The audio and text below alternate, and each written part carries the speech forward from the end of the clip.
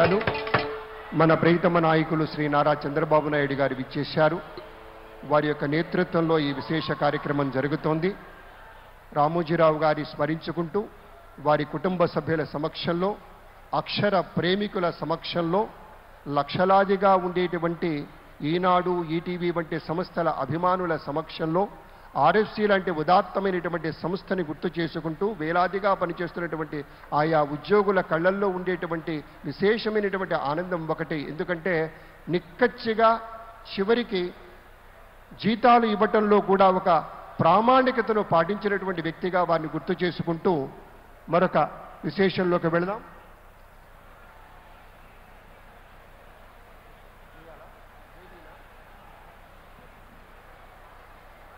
చీకు చింత లేని ఒక భరోసాతోటి బతుకు ధీమాగా సాగిపోయినటువంటి ఒక అనుభూతి కలిగేది ఎప్పుడు అంటే, ఏనాడు విడిపోని ఒక ఈనాడు ఫాంట్ తోటి పత్రికలు చాలా చూస్తూ ఉంటాం, కానీ దాంట్లో ఉండేటువంటి అక్షరం తాలూకు గమ్మత్తు ఏమిటో మనకు తెలియదు. ఆ ఫాంట్ ఒకటి మనల్ని పట్టేస్తుంది.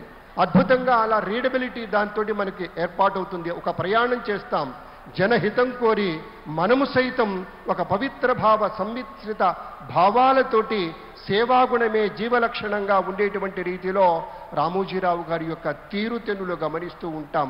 ఆయన యొక్క వ్యాపార సరళిలో, ఉద్యోగ సరళిలో, తన యొక్క పనిచేసేటువంటి ఉద్యోగులతోటి ఆయన వ్యవహరించేటువంటి తీరులో ఒక క్రమశిక్షణ, ప్రతి క్షణము క్రమశిక్షణని నిండుగా పాటించారు, అనుసరించారు, అనుగమించారు, అవలంబించారు.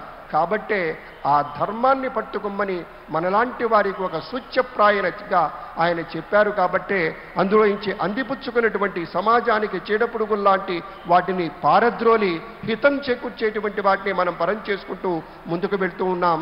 గౌరవనీయులు మన ముఖ్యమంత్రి వర్యులు శ్రీ నారా చంద్రబాబు నాయుడు గారు విచ్చేశారు. ప్రత్యేకంగా ఏర్పాటు చేసినటువంటి రామోజీరావు గారి గురించినటువంటి విశేషాలతో కూర్చున్నటువంటి ఆయా ఛాయాచిత్రాల యొక్క ప్రదర్శనని తిలకిస్తూ ఉన్నారు. మరి కొంచెంసేపట్లో ఈ వేదిక విచ్చేస్తారు గౌరవ మంత్రివర్గ సభ్యులు పార్థసారథి గారు, ఇతర పెద్దలంతా కూడాను వారితో పాటు అనుగమించి వస్తూ ఉన్నటువంటి సందర్భం. ఇప్పటికే వేదిక విచ్చేసి ఉన్నారు మన రామోజీరావు గారి యొక్క కుటుంబ సభ్యులు. ప్రకృతి బడిలో పచ్చని తివాచీల నడుమ సేద తీరుతున్నటువంటి ఒక భావనతోటి మది తాకిన అనుభూతి ఎప్పుడు కలుగుతుంది అంటే, ఆర్ఎఫ్సి లాంటి సంస్థలోకి వెళ్ళినప్పుడు కలుగుతూ ఉంటుంది. నేను కూడా ఇత పూర్వం ఈటీవీలో న్యూస్ రీడర్గా పనిచేసినప్పుడు కావచ్చు, వారి యొక్క జన్మదిన వేడుకల్లో 3 రోజుల పాటు ప్రత్యేకంగా వ్యాఖ్యాతగా వ్యవహరించినటువంటి సందర్భం కావచ్చు.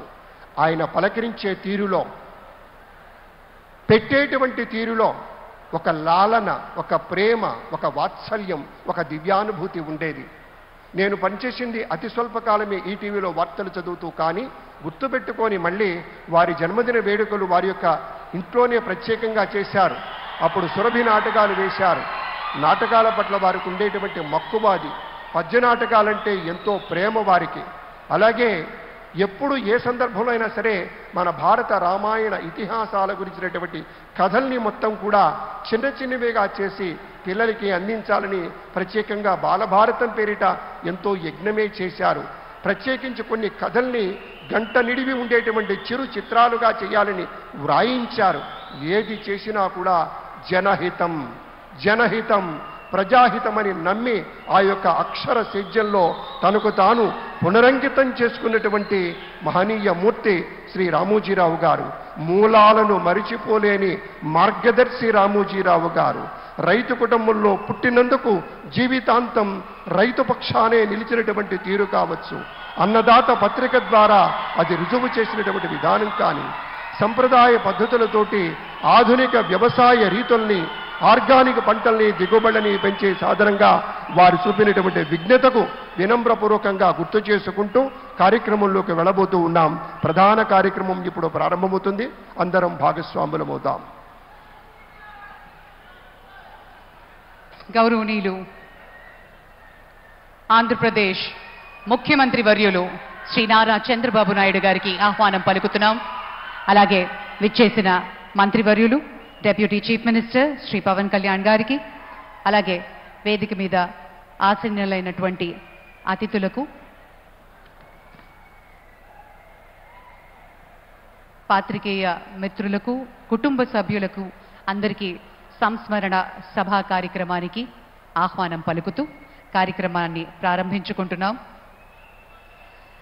ముఖ్యమంత్రి వర్యుల్ని మన చీఫ్ సెక్రటరీ అలాగే ప్రిన్సిపల్ సెక్రటరీ గారు తోడ్కొని వేదిక మీదకి తీసుకుని వచ్చిన క్షణాన్ని మనం చూస్తున్నాం.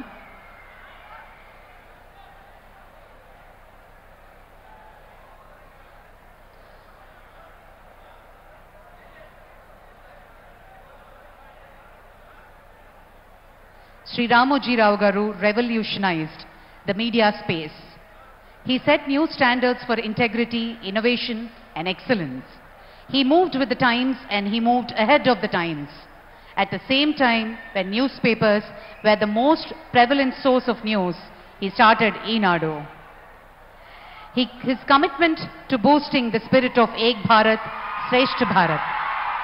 గౌరవనీయులు ముఖ్యమంత్రి శ్రీ నారా చంద్రబాబు నాయుడు గారు రామోజీరావు గారి కుటుంబ సభ్యులని పలకరించడానికి వేదిక ముందుకి వస్తూ ఉన్న తరుణం.